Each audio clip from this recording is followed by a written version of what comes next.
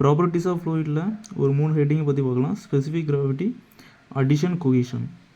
So specific கிராவிட்டினா என்ன?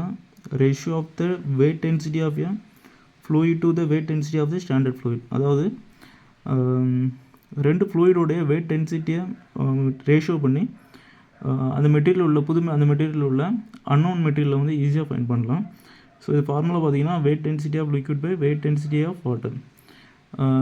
So இது வந்து என்னென்ன இடங்கள்லாம் யூஸ் ஆகுதுன்னா, எக்ஸாம்பிள் ஒரு மெட்டீரியல் இருக்குதுன்னா, ஸோ அந்த மெட்டீரியலில் வேறு ஏதாச்சும் மெட்டீரியல் இருக்குதுன்னு சொல்லி ஈஸியாக வந்து இந்த மாதிரி ரேஷியோ பண்ணி ஈஸியாக கண்டுபிடிச்சிடலாம். ஸோ ரெண்டாவது, ஆல்கஹால் கண்டென்ட்டில் வந்து பிவரேஜில் எந்த அளவு ஆல்கஹால் கண்டென்ட் இருக்குதுன்னு சொல்லியும் இந்த ஸ்பெசிஃபிக் கிராவிட்டி மெத்தடை வச்சு கண்டுபிடிச்சிடலாம். ஸோ இந்த மெத்தட்லலாம் ஸ்பெசிஃபிக் கிராவிட்டி வந்து யூஸ் ஆகுது. இந்த ஸ்பெசிஃபிக் கிராவிட்டிக்கு யூனிட் கிடையாது. ஸோ எதனால் யூனிட் கிடையாதுன்னா, ஸோ அப்பர்லேயும் டவுன்லேயும் பார்த்திங்கன்னா ஒரே யூனிட்டில் தான் இருக்கும். ஸோ வேறு யூனிட் இருக்காது. ஸோ இந்த ரெண்டு யூனிட்டும் வந்து டிவைட் பண்ணியாச்சுன்னா இதில் வந்து யூனிட் இல்லாமல் இருக்குது. ஸோ இது வந்து ஒரு டைமென்ஷன்லெஸ் குவான்டிட்டி தான் இது. இதை வந்து எஸ்ன்னு டினோட் பண்ணுறாங்க. ரெண்டாவது, அடிஷன்.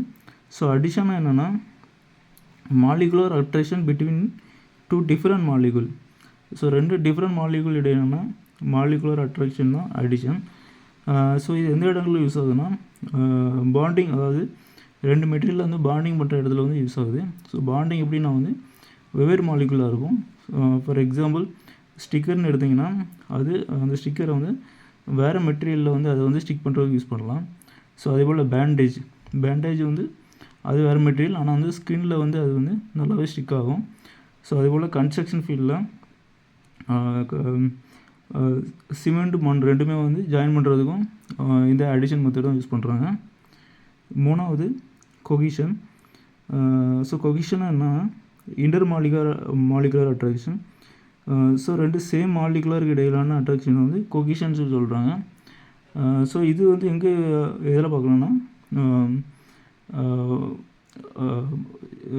வாட்டர் மாலிகுலில் வந்து இது வந்து பார்க்கலாம். ஸோ வந்து வாட்டர் மாலிகுல் பார்த்திங்கன்னா நல்லாவே ஜாயின் ஆகிட்டு பபுள்ஸ் மாதிரி இருக்கும்.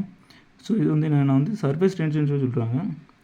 ஸோ இந்த சர்ஃபேஸ் டென்ஷன் இருக்கிறதுனால தான் வந்து எந்த ஒரு துணிக்கு சோப்பு யூஸ் பண்ணும்போதும் ஈஸியாகவே வந்து அழுக்கில் வந்து ஈஸியாக வந்து போகும். ஸோ இது காரணம் பார்த்திங்கன்னா இந்த இன்னர் மாலிகுலர் அட்ராக்ஷன் தான் இதுக்கு வந்து ஒரு ரீசனாக இருக்குது.